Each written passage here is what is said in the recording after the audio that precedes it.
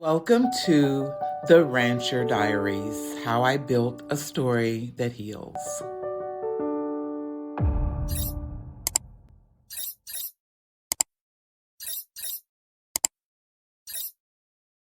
Hi, everyone. This is Marcia, and I wanted to come on today to tell you guys that I'm actually going to start kind of a new format for the folks who are avid readers of the book, as well as those who are interested and want to know a little bit more about how the RancHER and Stilettos book series came about. I'll be talking about that under the name of the RancHER Diaries. And this is about how the writing has, helped heal me as a writer, as well as some of the folks who come and visit with me when I'm at outings and book signings to let me know how inspirational they feel the books are. So I thought today we would start with book one, and I'd kind of give you in this series an idea of who the main character is. The main character, her name is Zade Grace.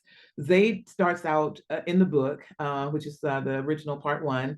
She is an executive, marketing executive living in New York, left Texas, and after 6 or so years living in New York, she has come to a crossroads and realizes that life as she had hoped it would be is different. She has been in love a couple of times while she lived in New York. She had one of those relationships turn out to not be a great relationship, even though the connection was such with the gentleman that they remain friends.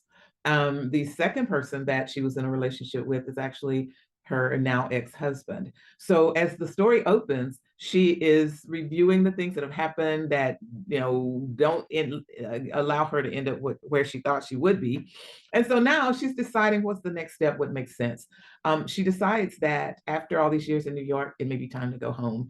Her parents have since passed away, and so she's moving back to her childhood home back in Texas, where she'll be greeted by her best male friend.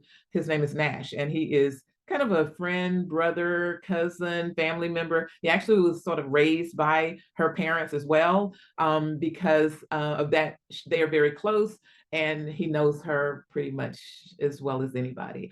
So she gives him the heads up that it's time to come home, and she does. She leaves New York and goes back home, which is Arlington, Texas.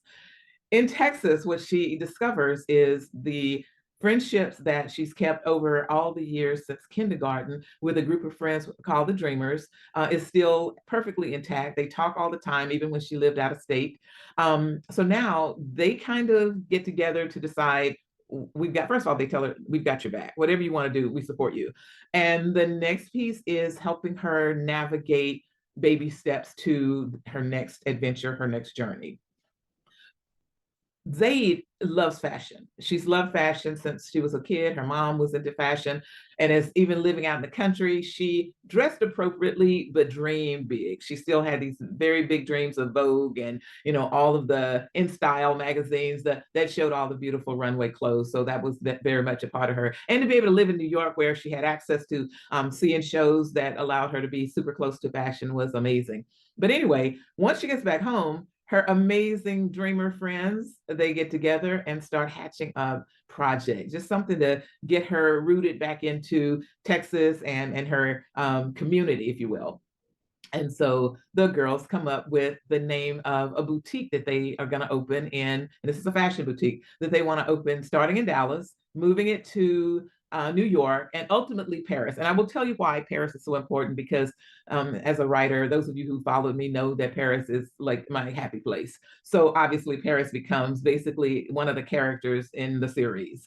So initially they're going to start out with Big Dream Threads, which is the name of their company. They're going to figure out how to divvy up responsibility and investment dollars. So the six of them, including Zade, obviously, are at Charmaine, which is one of the main characters, and a dreamer, is at her house shortly after Zade moves back. And they just decide to, unwind, get a little tipsy, and talk about their future. And the beauty of it is the sisterhood. No matter what men they may meet, what men they go and come, they always find their way back to each other. And I would say part of it is because no matter how it may hurt when you have to hear the news or messaging that isn't favorable to you and you really don't want to own it, it's so cool to have friends who no matter what, have the courage to tell you who you are to them, love you where you are, and support you in everything that you want to do that aligns with your own personal growth. So I want to ask that you guys take time to read the first few chapters of the RancHER and Stilettos book one. And in a few days, I think I'll hop back on and see how you guys are doing. And we'll talk a little bit more about the next chapters. I adore you. Thank you so, so much for following me. You've changed my life.